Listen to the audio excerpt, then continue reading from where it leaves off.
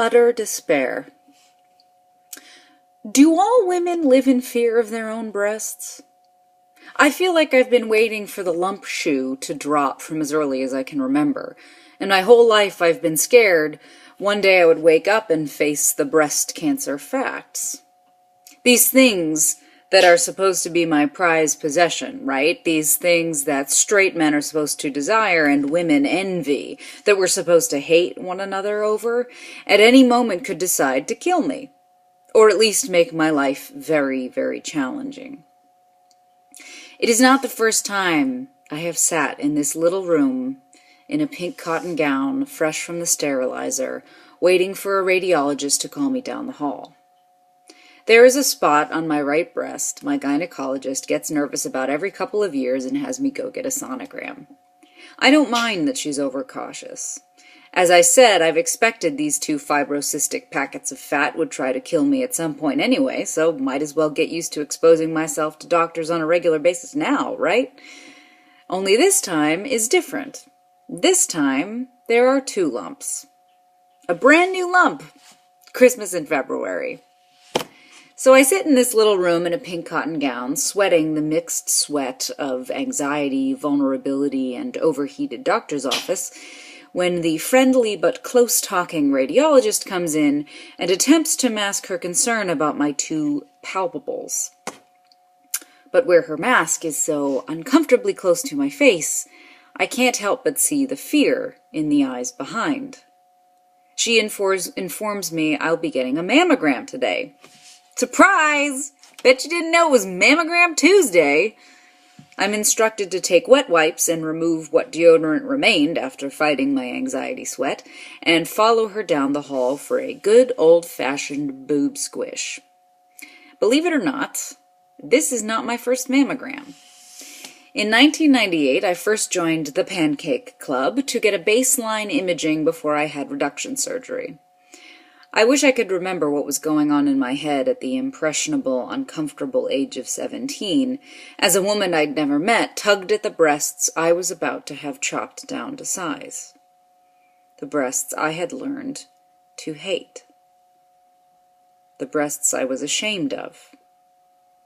The breasts that pointed down to the floor instead of up into the room. The breasts I had grown way too early.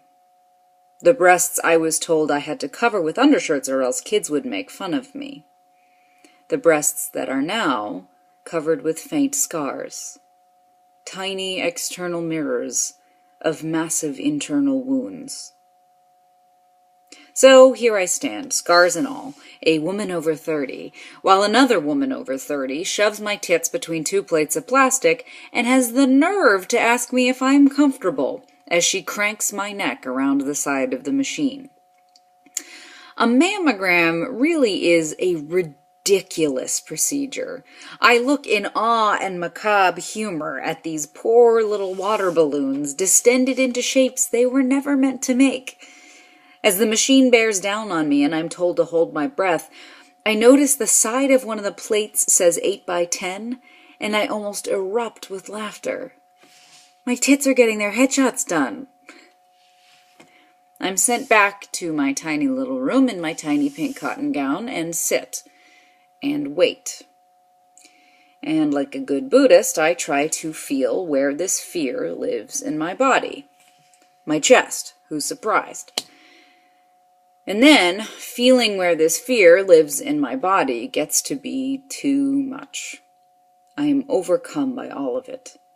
By the anxiety, by the years of waiting for the shoe to drop, and by the nagging feeling of regret that the breasts I'm scared of aren't even the ones I was born with.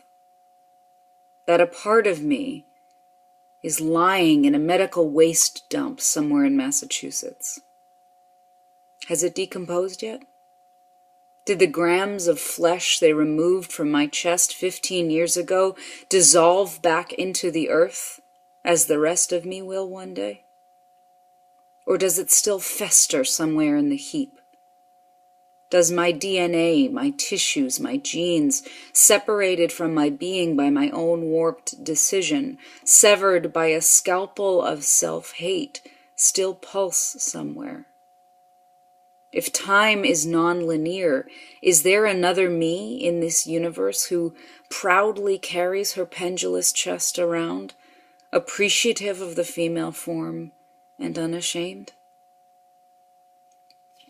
I know, it's a lot. But there's a lot of time to think in my little room, in my pink cotton gown. A lot of time to unpack how this part of my body has affected my life. A lot of time to grieve and to mourn and to recognize how badly I needed to do both. Finally, after far too long, the radiologist calls me down to her office and, to my amazement, shows me the insides of my breasts. They are on the screen.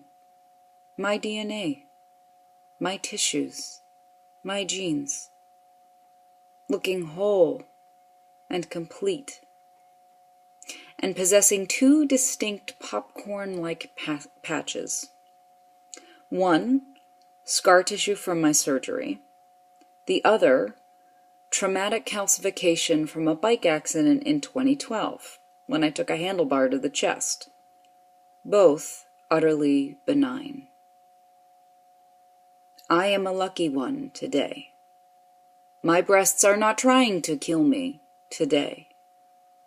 Today, I simply stand in a little room, in a pink cotton gown, and view my scars and my trauma from the inside out.